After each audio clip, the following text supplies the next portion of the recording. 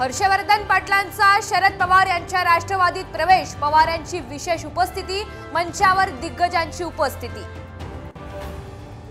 अजित पवार शिरूरमधून लढण्याची शक्यता, भाजपकडून शिरूरमध्ये इच्छुकांच्या मुलाखती नाही।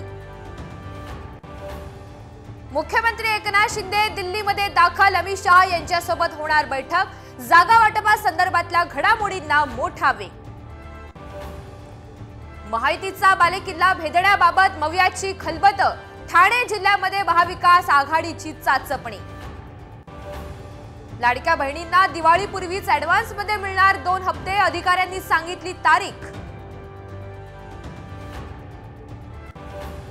मुंबईकरांचा प्रवास आणखी वेगवान होणार, भूमिगत आरे ते बीकेसी मेट्रो सेवा सुरू।